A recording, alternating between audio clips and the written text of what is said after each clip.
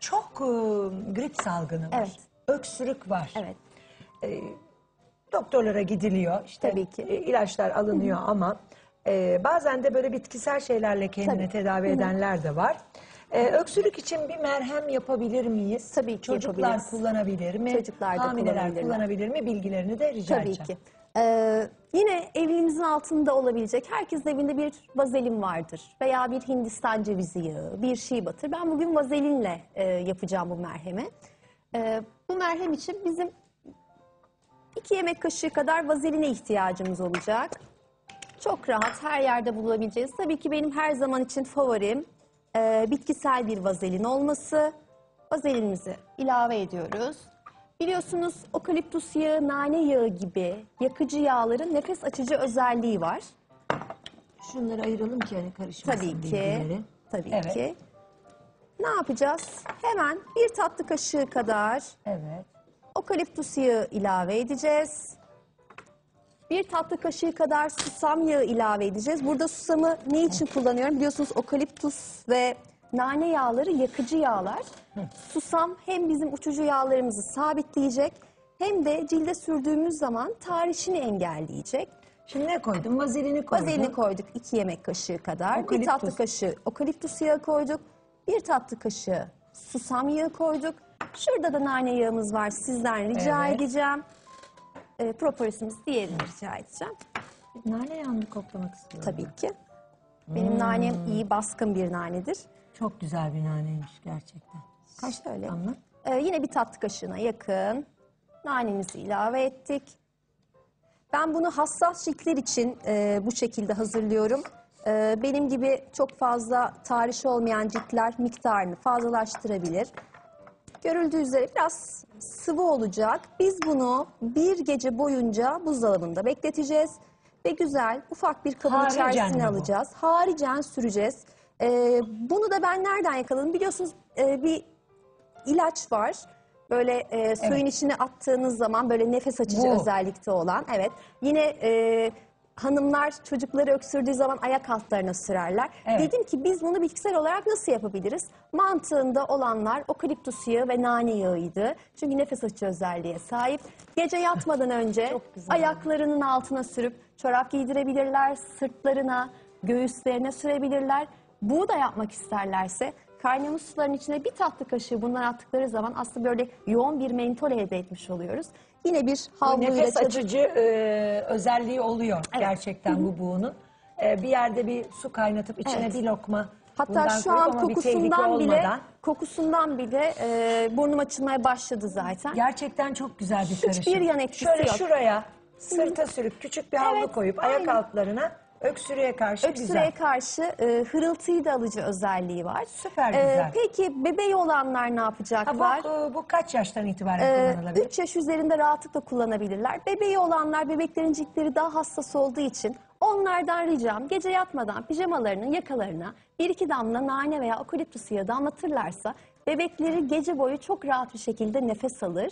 Hırıltıyı da keser. Süper Ciltle güzel. temasınız yok. Sadece pijamaların Şöyle bebeklerin yatak kenarlarında şeyler duruyor hani. O ne diyorlar onlara? Sibel neydi onların adı? Hani çocukların koruyucu mu diyorlar? Koruyucu, evet. Koruyucu.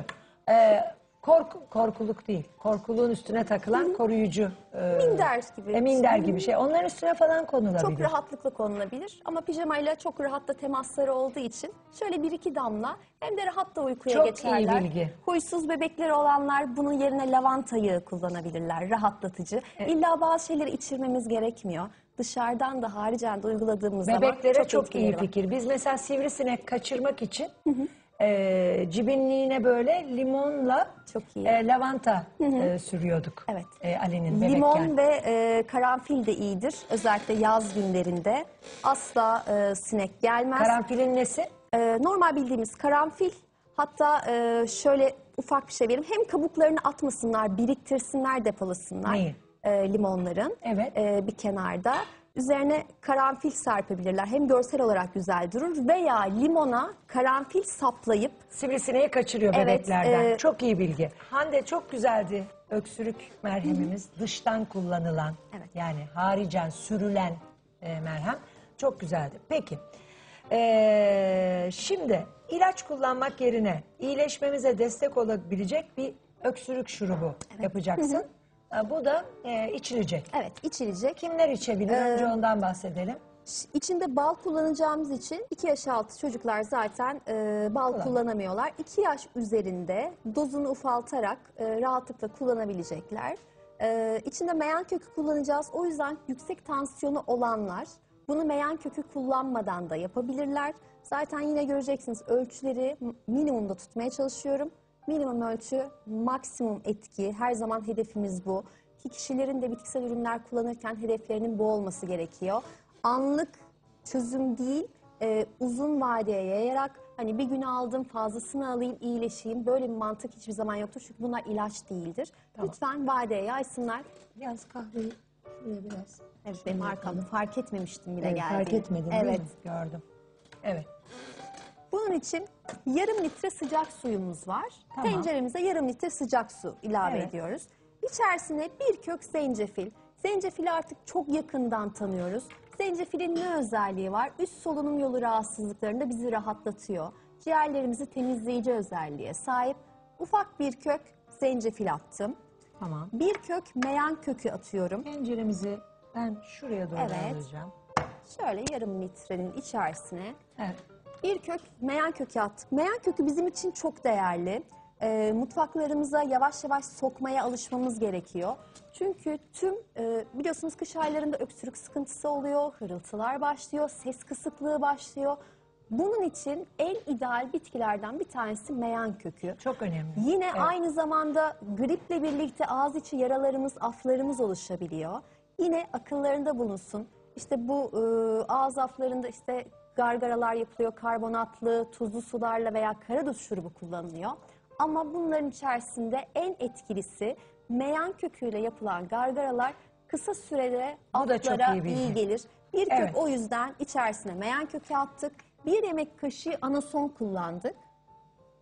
Normalde anasonu biz ne de kullanıyoruz? Gaz şikayetlerimiz olduğu zaman daha çok kullanıyoruz. Ama anasonun içerisinde çok değerli bileşenler var. Bu bizim mukus salgımızı rahatlatıyor. Güzel bilgi. Aynı zamanda biliyorsunuz ağrılar, yani öksürdükçe bir ağrı hissedebiliyoruz. Antiinflamatuar etkisi veya iltihap giderici özelliği de olduğu için anasonun yine öksürükteki o ağrı şikayetlerimizi azaltıyor. Bizi rahatlatıyor. Ve bir yemek kaşığı kekik ilave ediyoruz. Kekik zaten çok iyi bir antiseptik ve temizleyici. Evet. Biz bunu kısık ateşte 2-3 dakika boyunca ağzı Kaynatıyoruz. kapalı şekilde kaynatıyoruz. Daha sonra ocaktan alıp bir 10 dakika daha demlemeye bırakıyoruz. Ve süzdükten sonra içerisine 250 gram çiçek balı ilave ediyoruz. Bu kadar. Evet. Buradaki balın özelliği hem bizim mukusu daha rahat atmamızı sağlayacak, hem göğsümüzü yumuşatacak. Bir de bal dünyanın bilinen en iyi koruyucusudur. Balın içine giren şeyler bozulmaz. Aynı zamanda da bizim şurubumuzu koruyucu etkiye sahip Peki olacak. bir şey daha. Hani bu kadar balı belki sonrasını kullanmayacağız falan. Bu sudan bir kupanın içine koyduğumuzda ne kadar bal koymamızı önerirsin? Bir yarım litre olduğuna göre bir kupaya koyduğumuz yemek zaman kaşığı. bir yemek kaşığına kadar tekabül eder. Evet. Hani balımın hepsi ziyan olmasın, belki hepsini kullanmam Evet. gibi düşünürseniz, affedersin. Estağfurullah. Ben yani mesela yaparım böyle, hazırlarım, sonra sıkılırım, içmem. Bir bardak içerim, sonra unuturum. Evet. Ufak ölçülerde de Ben balımı hazırlayabilirler. öyle koyarım ki bal hani şey olmasın diye. Ama akıllarında bulunsun. Bu tarz şikayetleri çoksa bizim bu karışımımız 3 ay boyunca bozulmadan Durur. buzdolabında durur. O güzel. Hiçbir sıkıntı yok. Hemen elimizin altında olacak. Ufak bir öksürük başladığı zaman hemen şurup olarak bizi rahatlatacak bir karışım. Ağız içi yaralarımız olabilir. Buzdolabında bizi bekleyen bir Süper kurtarıcı. güzel. Evet.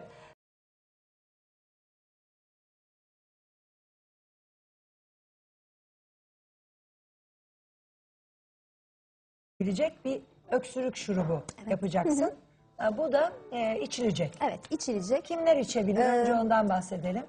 İçinde bal kullanacağımız için 2 yaş altı çocuklar zaten bal kullanamıyorlar. 2 yaş üzerinde dozunu ufaltarak rahatlıkla kullanabilecekler.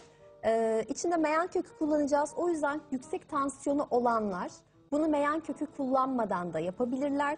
Zaten yine göreceksiniz ölçüleri minimumda tutmaya çalışıyorum.